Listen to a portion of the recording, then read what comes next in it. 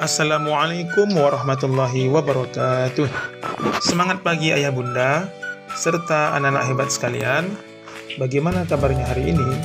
Semoga kita semua selalu dalam keadaan sehat walafiat dimanapun berada. Amin. Nah, anak-anak hebat, hari ini kita kembali belajar melalui video pada mata pelajaran fikih. Masih tentang lanjutan infak dan sedekah.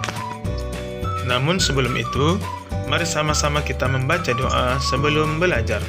Bismillahirrahmanirrahim. Rabbana zidna ilman warzuqna fahman. Amin. Nah, anak-anak, hari ini kita lanjut ke bagian C, yaitu membiasakan berinfak dan bersedekah. Hidup saling tolong-menolong dan kasih mengasihi adalah perintah Rasulullah Sallallahu Alaihi Wasallam. Sebagaimana sabda beliau, Allahu fi aunil abdi, maka nal abdu fi auni akhihi. Yang artinya, Allah senantiasa menolong hambanya selama hambanya suka menolong saudaranya. Bentuk tolong-menolong itu salah satunya adalah membiasakan berinfak dan bersedekah kepada orang lain yang membutuhkan. Memberikan infak dan sedekah merupakan perbuatan terpuji di sisi Allah Subhanahu wa Ta'ala. Perbuatan tersebut akan memberikan pengaruh yang baik bagi perkembangan dan kemajuan masyarakat, terutama umat Islam, dalam usaha mengatasi kemiskinan yang melanda sebagian umat Islam. Infak, sedekah, dan pemberian lainnya akan memberikan bagian yang sangat penting untuk syiar dan perkembangan Islam ke semua belahan dunia. Pada awal perjuangan menegakkan Islam, Nabi Muhammad SAW, istri dan para sahabat dengan penuh keikhlasan menyumbangkan harta benda mereka demi kejayaan Islam. Dalam menginfakkan hartanya, mereka sedikit pun tidak merasa berat. Begitupun sahabat Ansor dengan sukarela memberikan harta bendanya kepada Nabi Muhammad SAW dan sahabat Muhajirin ketika berada di Madinah. Mereka hidup rukun, berdampingan, saling mengasihi, dan saling sayang menyayangi. Bagaikan sebuah bangunan, bagian yang satu menguatkan bagian yang lainnya.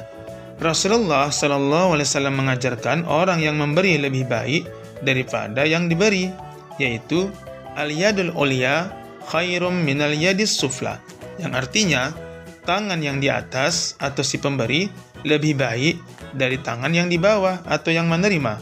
Hadis riwayat Bukhari dan Muslim. Nah, anak-anak, berikut adalah tata cara infak dan sedekah. Keutamaan dalam memberikan suatu barang atau harta berupa infak atau sedekah sebaiknya diurutkan sebagaimana urutan berikut. Pertama, saudara terdekat atau keluarga. Yang kedua, anak-anak yatim. Yang ketiga, tetangga dekat dan jauh.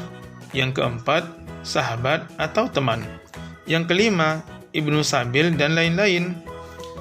Sedangkan amal jariah yang berupa tanah atau bangunan dapat dimanfaatkan untuk kepentingan: pertama, madrasah atau sekolah; kedua, masjid atau mushola; ketiga, rumah sakit; keempat, jalan; dan yang kelima, kepentingan lain di jalan Allah Subhanahu wa Ta'ala. Nah, anak-anak, perintah Allah Subhanahu wa Ta'ala dan Nabi Muhammad SAW dalam ajaran Islam untuk bersedekah bersifat umum. Siapapun boleh melakukan, tetapi agar lebih jelas, orang-orang yang diperintahkan untuk berinfak dan bersedekah, yaitu syarat infak dan bersedekah, adapun sebagai berikut. Pertama, orang yang memiliki harta berlebih. Yang kedua, ikhlas karena Allah Subhanahu wa Ta'ala. Yang ketiga, tidak menyebut-nyebut sedekah atau infak yang telah diperbuat. Yang keempat, tidak menyakiti orang yang menerimanya.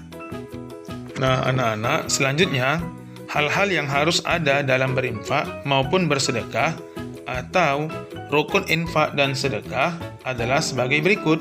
Pertama, harus ada orang yang memberi infak atau sedekah. Yang kedua, harus ada orang yang menerima infak atau sedekah. Yang ketiga, barang yang diinfakkan atau disedekahkan milik sendiri dan ada manfaatnya. Yang keempat, ada pernyataan antara pemberi dan penerima infak atau sedekah yang disebut dengan ijab kabul. Nah, anak-anak, selanjutnya, di dalam berinfak dan bersedekah juga harus memperhatikan hal-hal berikut ini.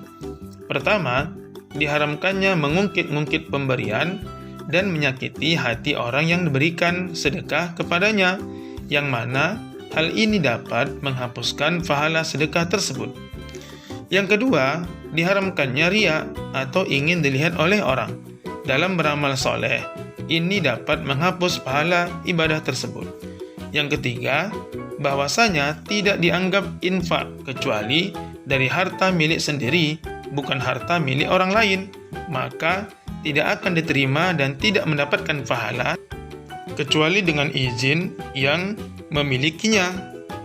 Yang keempat, dengan niat mencari keridhaan Allah Subhanahu wa Ta'ala.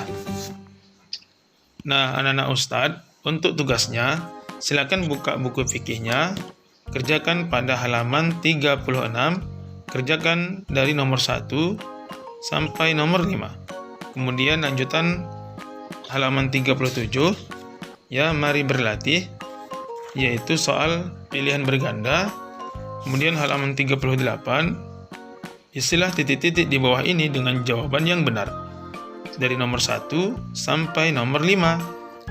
Kemudian yang C, jawablah pertanyaan-pertanyaan di bawah ini dengan singkat dan benar, dari nomor 1 sampai nomor 5. Pasti anak-anak bisa ya mengerjakannya. Demikianlah anak-anak hebat sekalian video pembelajaran kita pada hari ini. Semoga bermanfaat, dan ingat ya nak, tugasnya dikerjakan. Hasilnya silakan bawa sewaktu kunjungan belajar ke sekolah. Pasti kamu bisa. Sampai berjumpa lagi pada video pembelajaran selanjutnya. Ustadz akhiri. Assalamualaikum warahmatullahi wabarakatuh.